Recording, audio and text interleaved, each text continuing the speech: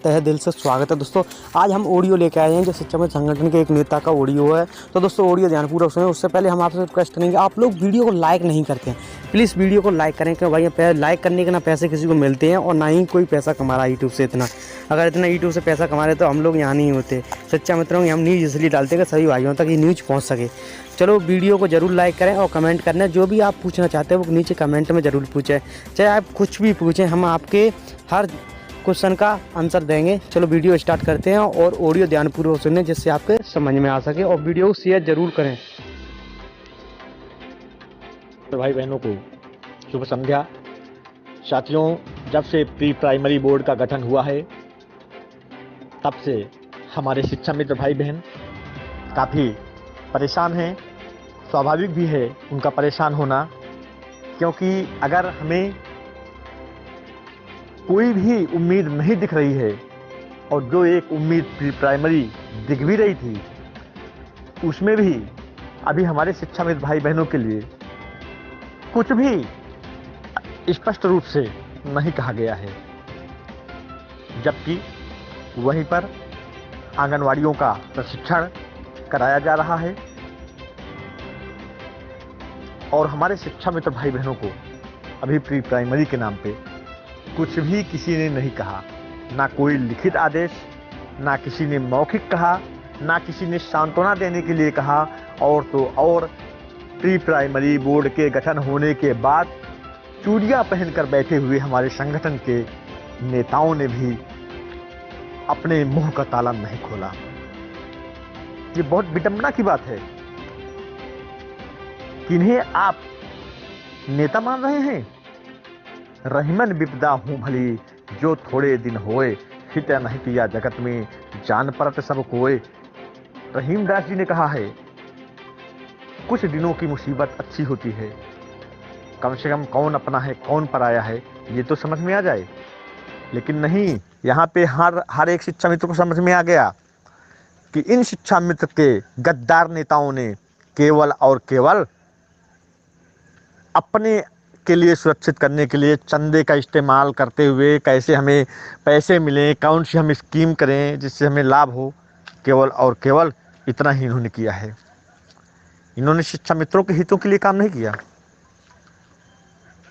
गाजी जी को अगर छोड़ दिया जाए तो जब से प्राथमिक शिक्षा मित्र संघ की कमान माननीय शुक्ला जी के हाथों में गई है, मुझे नहीं लगता कि शुक्ला जी ने कुछ भी शिक्षा मित्रों के लिए किया है। और अगर किया है तो मैं ऑडियो के माध्यम से चैलेंज करता हूं, शुक्ला जी ना ऑडियो में बोल सके तो मैसेज लिख कर बताएं उत्तर प्रदेश के हर शिक्षा मित्र को कि जब से मैंने उत्तर प्रदेश का प्राथमिक शिक्षा मित्र संघ का प्रदेश अध्यक्ष का पद संभाला है तब से मैंने शिक्षा मित्रों के हितों के लिए ये काम किया है ही नहीं कोई काम। तो बताएंगे क्या? आते हैं आदर्श शिक्षा मित्र वेलफेयर एसोसिएशन संगठन के प्रदेश अध्यक्ष जितेंद्र शाही जी के तरफ। माननीय शाही जी, आपका ऑडियो हमेशा आता था, 3-3 दिन में आता था, 4-4 दिन में आता था, लेकिन जब आज शिक्षा मित्र भाई बहनों को आपके ऑडियो की सख्त ज़रूरत है तब आपका ऑडियो नहीं आ रहा है। पता है क्यों? क्योंकि आपको कोई जानकारी ही नहीं है और आप अभी तक बहुत कुछ झूठा बोल दिया। अभी तक जो भी आपने बोला, जैसे कि 2 महीने का टाइम दे दो, 2 महीने का टाइम दे दो, 3 महीने का टाइम दे दो, ये टाइम लेते लेते आपने 4 साल गुजार दिए। उसके बाद आपने जनवरी में भी कहा था कि मैं खुशी से इतना लबरेज हूँ कि मेरे मुख से शब्द नहीं निकल रहे हैं। वो खुशी भी टूट गई। और आज जब शिक्षा मित्र परेशान हैं, सारे शिक्षा मित्र भाई बहन प्री प्राइमरी बोर्ड का गठन होने के बाद परेशान हैं, तब आपके मुख से 2 शब्द नहीं निकल रहे हैं। उन शिक्षा मित्र भाई बहनों के लिए नहीं निकल रहे हैं जिनकी कमाई आप खा रहे हो। आप अपने खुद की कमाई नहीं खा रहे हो। आप सब लोगों ने इतना चंदा इकट्ठा किया है कि उसको उत्तर प्रदेश का हर शिक्षा मित्र जानता है।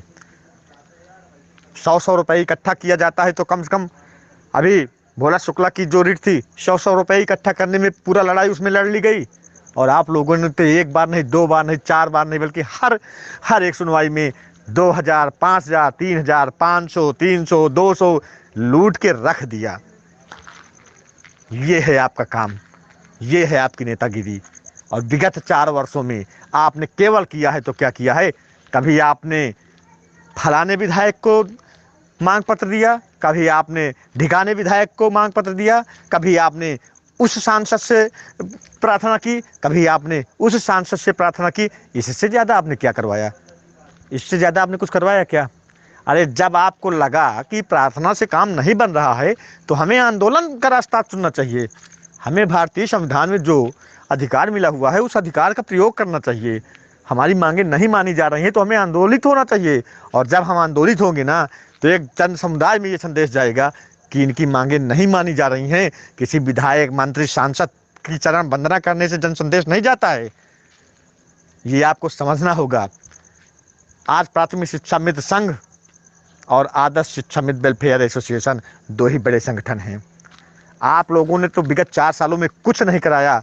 हमारी बहनों ने इको गार्डन में फिर भी अपने त्याग का परिचय देते हुए, उच्च कोटि का त्याग का परिचय देते हुए, और सिर मुंडन कराना इतना आसान नहीं होता जितना आप सोच रहे हैं, लेकिन उन्होंने करवाया। और उसका परिणाम ये रहा कि कमेटी का गठन हुआ। ये अलग बात है कि आज उसका फैसला नहीं आ रहा है। कमेटी पे क्या होना था वो आज उजागर नहीं हो रहा है, ये अलग का विषय है। पर आप लोगों ने तो एक कमेटी तक नहीं बनवा पाए। अच्छा एक बात बताइए, मैं शाही जी और शुक्ला जी आप दोनों से पूछ रहा हूँ, आप दो बड़े संगठन के प्रदेश अध्यक्ष हैं, आप दोनों लोग शिक्षा मित्रों को केवल इतना बता दीजिए, मैं खुले मंच से कह रहा हूँ, केवल आप इतना बता दीजिए कि 25 जुलाई 2017 के बाद जब से समायोजन रद्द हुआ है तब से प्राथमिक शिक्षा मित्र संघ ने ये काम किया है शिक्षा मित्रों के हितों के लिए, और आदर्श शिक्षा मित्र वेलफेयर एसोसिएशन ने ये काम किया है। खुले मंच से आप बता दीजिए, कोई काम नहीं मिलेगा सिवाय आप ये कहेंगे कि हमने सुप्रीम कोर्ट तक लड़ाई लड़ी। हाँ ये बात बिल्कुल सच है, ये तो शिक्षा मित्र जानता ही है, लेकिन ये भी आप उसमें बताइएगा कि हर सुनवाई में हमने हिंदुस्तान के टॉप लॉयर्स की फीस के लिए कभी 2000, कभी 1000, कभी 1500 रुपये इकट्ठा भी किया है। और हम नहीं, हमारे जिला अध्यक्ष तक 4 पहिया की गाड़ी में चलने लगे। हम कहाँ हैं ये आप सोच सकते हैं। इससे अब चूड़ियाँ पहनकर बैठ गए हैं आप उस स्थिति में जब शिक्षा मित्र भाई बहन प्री प्राइमरी बोर्ड का गठन होने के बाद बिल्कुल परेशान स्थिति में है, लगातार अवसाद में जा रहा है। क्या यही होता है एक लीडर का गुण? क्या इसी को कहते हैं कि एक जन समुदाय, एक कम्युनिटी को आप लीड कर रहे हैं? लीडर का काम होता है सामने आते हुए संकट को खुद झेलना, लेकिन अपने साथियों को सुरक्षित रखना। लीडर का काम ये नहीं होता है कि मीठ मीठ गप तीत तीत थू, बिल्कुल नहीं, ये बिल्कुल गलत है। मैं इसकी घोर निंदा करता हूं और इसका पाप भी आपको लगेगा, निश्चित रूप से लगेगा। आप जितना आप शिक्षा मित्रों के साथ गलत कर रहे हैं इसका पाप निश्चित रूप से लगेगा। मैं शाम के वक्त कह रहा हूं, इसका आपको पाप लगेगा, पाप लगेगा, पाप लगेगा, और इसी जन्म में लगेगा। आप किसी मतलब के नहीं बचेंगे, याद रखिएगा मेरी बात को। ये बद्दुआ नहीं निकल रही है, ये कटु सच्चाई निकल रही है। आप परेशान हो जाएंगे। नहीं, अभी भी समय है, अभी भी समय है। आप जाग जाइए, अपने अस्तित्व को बचा लीजिए। महाराणा प्रताप बुरे दिनों में अपने स्वाभिमान को नहीं बेचा, घास की रोटी खाइए। आप उनसे भी नहीं सीख ले रहे हैं, आप किसानों से भी सीख नहीं ले रहे हैं। इतने किसानों की शहादत के बाद वो लोग आज भी डटे हुए हैं अपने स्वाभिमान के लिए, आप उनसे भी सीख नहीं ले रहे हैं। आपने सीख क्या लिया? केवल गुलामी करना, केवल चाटुकारिता करना, केवल अपने संचय किए हुए लूटे हुए धन को केवल बचाना, ईडी से बचाना, जांच से बचाना। अरे शिक्षा मित्र अगर अपने पे आ गया तो जितना उसने चंदा दिया है, जब उसकी जांच वो करवाएगा कि हम 10,000 पा रहे हैं, हमारे पास इतनी संपत्ति नहीं, तो शाही गाजी के पास कहाँ से आ गई, शुक्ला के पास कहाँ आ गई, तब आपके पास क्या जवाब होगा? कुछ जवाब दे पाएंगे आप? जिस जांच से आप बच रहे हैं उस जांच को अगर शिक्षा मित्रों ने करवा दिया तब आप कहाँ जाएंगे? चूड़ी पहन के बिल्कुल बैठ गए हैं। उस ऑडियो का क्या करें? जिस ऑडियो को आप लगातार बोलते थे, 4 साल से जो बोलते थे, मेरे भाई परेशान ना हो, प्रेरणा ऐप लोड कर लें, ये लोड कर लें, दीक्षा ऐप लोड कर लें, ये ट्रेनिंग कर लें। क्या करें उसका? 10,000 रुपये में हम सब करें? 50,000 60,000 रुपये जो पा रहा है उसके बराबर हम काम करें, हम सब कुछ करें, पूरी ट्रेनिंग करें? हम कहाँ काम कर रहे हैं? आपसे मैं पूछ रहा हूँ, दोनों संगठनों से पूछ रहा हूँ, एक काम बताइए जो हम कम कर रहे हों।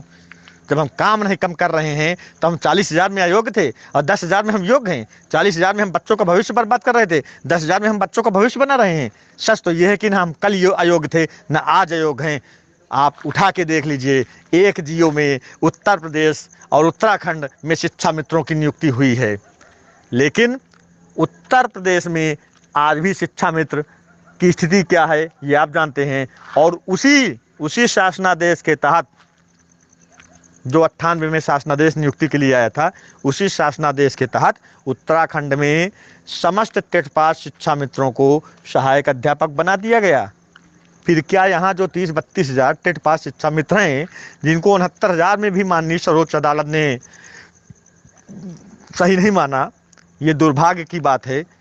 उसमें भी माननीय शाही जी कह रहे थे, मेरी बात हुई थी तो उन्होंने कहा था कि नहीं नहीं, वहाँ पे तो शिक्षा मित्र ही गलत थे।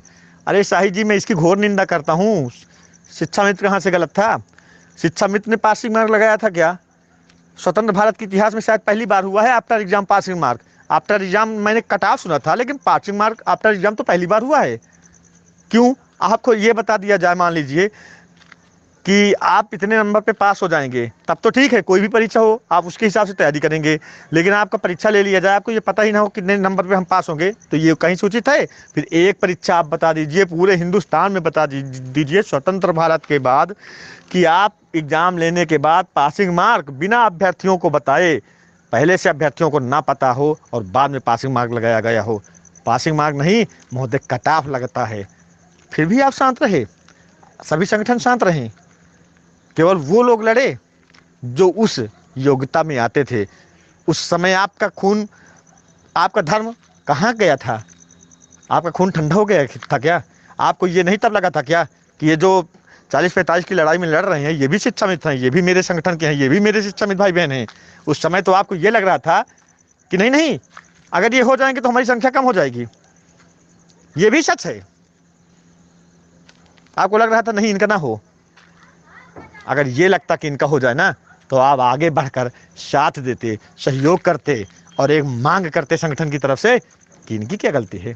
ऑलरेडी ये 40-45 में पास हैं। 40-45 में पहले भर्ती में लोग पास होकर नियुक्ति पत्र पाके नौकरी कर रहे हैं, और दो मौके सुप्रीम कोर्ट ने दिया था। दूसरे मौके में अगर पहले मौके में नहीं पास हुए कोई साथी, दूसरे मौके में पास हुए तो बाहर बैठे हुए हैं। और फिर हमारे पद जो होल्ड किए गए थे, मैं कह रहा हूँ 18 नवंबर 2020 के आर्डर में कहीं भी आप दिखा दीजिए, उठा के पूरा आर्डर पढ़ के दिखा दीजिए कि यहाँ पर ये देखिए आपके पद अनहोल्ड किए गए हैं। महोदय, में हमारे पद भी अनहोल्ड नहीं किए गए हैं, और पासिंग मार्क का जिक्र भी नहीं है जिसकी लड़ाई हम लोग लड़े। वहाँ पे माननीय सर्वोच्च अदालत ने केवल 60-65 कटाव की बात कही है। महोदय, 60-65 कटाव में मेरा हर शिक्षा मित्र आ रहा है जो 40-45 में वहाँ प्रतिभाग किया था। उसके बाद मुझे नियुक्ति नहीं मिल रही है, और आप हाथ पे हाथ धरे बैठे हैं। संगठन किस लिए होता है? अपने शिक्षा मित्रों के ऊपर अगर किसी प्रकार का अत्याचार हो रहा है, कहीं पे कुछ गलत हो रहा है, तो उसको आगे संज्ञान में लेकर आगे आकर उसकी मदद करे। लेकिन आपने ऐसा नहीं किया, सिर्फ इसलिए कि आप नॉन टेट थे, और आपके बदौलत 1,37,000 शिक्षा मित्रों का समायोजन रद्द हुआ है। अगर आप उस समय जो विभागीय टेट कराने की बात तत्कालीन सरकार ने कही थी, अगर उस समय आप अपनी जिद पे नाड़े होते, तो 1,37,000 शिक्षा मित्र उस समय विभागीय टेट करने के बाद नियुक्त हुए होते, और आज निश्चित रूप से उनका समायोजन रद्द न होता। लेकिन आपकी अकेले की जिद सभी 1,37,000 शिक्षा मित्रों को बर्बाद करके रख दिया। उसके बाद भी जब आज शिक्षा मित्र सबसे ज़्यादा परेशान है, तब आपके दो शब्द नहीं निकल रहे हैं। क्यों नहीं निकल रहे हैं? कहाँ गया वो ऑडियो, कहाँ गई वो खुशी जो ऑडियो में रहती थी? कुछ तो बताइए महोदय। मैं नहीं, पूरा उत्तर प्रदेश का शिक्षा मित्र आज तो केवल पूछ रहा है। आज तो आपको पूछने में हो सकता है कि आवाज़ सुनने के बाद गुस्सा लगे, लेकिन एक बात मान लीजिए, जिस दिन शिक्षा मित्र की अस्मिता का सवाल आ जाएगा, उस दिन आप किसी भी संगठन के लीडर नहीं रहेंगे। आपके अपने ही आपको ठुकरा देंगे और आप अकेले पड़ जाएंगे। तब आप क्या करेंगे? क्योंकि कोई भी संगठन शिक्षा मित्रों से है, अपने अकेले से नहीं है। आप तो 69,000 शिक्षक भर्ती में 40-45 में जो भी शिक्षा मित्र हमारे साथी कोर्ट गए, मैं भी था साथ में, तो आप उन्हीं की गलती निकाल रहे थे कि नहीं नहीं शिक्षा मित्रों की गलती थी, शिक्षा मित्रों को कोर्ट नहीं जाना चाहिए। अरे क्यों नहीं जाना चाहिए? कि वो नॉन टेट थे क्या महोदय? वो नॉन टेट थे इसलिए नहीं जाना चाहिए? उनकी गलती क्या थी? सिर्फ उनकी गलती ये थी कि वो 40-45 पे पास थे, और उनकी गलती ये थी कि भूत लक्षित संशोधन के खिलाफ गए। उनकी गलती ये थी कि इनवैलिड बीएड को, अनट्रेंड बीएड को, और उसके बाद एंट्री दी गई, उसके खिलाफ गए। कहना तो बहुत कुछ है, लेकिन कहा उससे जाता है जो समझे, जिसके अंदर स्वाभिमान हो, जो ये समझता हो कि मैंने अपने शिक्षाविद भाई बहनों का नमक खाया है और नमक अदा करने की जिम्मेदारी मेरी है। मुझे संघर्ष का रास्ता चुनना चाहिए, मुझे आंदोलन का रास्ता चुनना चाहिए। जब चरण वंदना से काम न चले तो संघर्ष और आंदोलन ही एक रास्ता बचता है। लेकिन आप नहीं करेंगे ना, सबको पता है, मुझे भी पता है, नहीं करेंगे। क्योंकि जब आप अपने आप को खुद समझ रहे हैं ना कि मैं सेफ रहा हूँ, शिक्षाविद भाड़ में जाए, तब आप नहीं करेंगे। लेकिन जब आपको ये लगेगा कि नहीं, अगर मेरे शिक्षाविद भाई बहनों के साथ गलत होगा तो संघर्ष के रास्ते में सबसे आगे मैं रहूंगा, तब आप करेंगे। और माननीय शुक्ला जी, आपको भी यही सेम बातें आपके ऊपर लागू हो रही हैं। आप कुछ नहीं कर सकते, आप केवल पद के लिए हैं। कोई भी संगठन का पदाधिकारी होना, प्रदेश अध्यक्ष होना, महामंत्री होना, कोषाध्यक्ष होना, ये मायने नहीं रखता। मायने ये रखता है कि आपने अपने संगठन के लिए, अपने संगठन में जो शिक्षा मित्र भाई बहन हैं उनके लिए आपने क्या किया है। एक काम आप बता दीजिए। मैं चैलेंज कर रहा हूँ, इस ऑडियो के माध्यम से चैलेंज कर रहा हूँ, एक काम बताइए आप। छोटे मोटे नेताओं की बात यहाँ नहीं हो रही है, यहाँ केवल 2 संगठनों की विशेष रूप से बात हो रही है जो बड़े संगठन हैं। बाकी संगठनों की बात मैं नहीं कर रहा हूँ, केवल 2 संगठनों की बात कर रहा हूँ। 2 संगठनों के ऊपर शिक्षा मित्रों का ज़्यादा भरोसा था और 2 संगठनों ने ही कोर्ट की लड़ाई के लिए सबसे ज़्यादा पैसों का दुरुपयोग किया, सबसे ज़्यादा पैसा लिया है। महोदय, बहुत कुछ कहना है, लेकिन आज शिक्षा मित्र जब बहुत ज़्यादा परेशान है, उस समय आपका एक भी ऑडियो ना आना ये बताता है कि सच ये है कि आपको कुछ भी नहीं पता है। आप हमेशा अंधेरे में तीर चलाते रहे और वो तीर सही जगह पे लग जाए तो वाह वाह, और गलत जगह पे लग जाए तो हम प्रयास करते रहे ना। ये बिल्कुल गलत है। प्रयास दिखना चाहिए कि प्रयास आपने किया। प्रयास ऑडियो बोल देने से प्रयास थोड़ी ना होता है। अब आप सुनने के बाद ये भी कहोगे, मुझे पता है, मुझे बहुत अच्छे से पता है, आपकी हमेशा की लैंग्वेज है। आप कहोगे घर बैठे नेता बन गए। घर बैठे नेता नहीं बन गए। अपने शिक्षाविद भाइयों और बहनों को बता रहा हूं मैं कि देखिए आपके जो ये लीडर हैं, इनकी दिशा और दशा क्या है। आप कहोगे घर बैठे छोटे मोटे नेता। मैं नेता नहीं हूं, मैं शिक्षाविद भाई बहन हूं। बस मैं हर शिक्षाविद का भाई बहन हूं। और मैं ये दावे के साथ कहता हूं, जितना आपका संपर्क नहीं होगा पूरे उत्तर प्रदेश में, उससे ज़्यादा संपर्क मेरा है। ये मैं दावे के साथ कहता हूँ, खुल के कहता हूँ, दावे के साथ कहता हूँ, इन्हीं शब्दों के साथ कि कोई भी शिक्षा में साथी परेशान ना हो।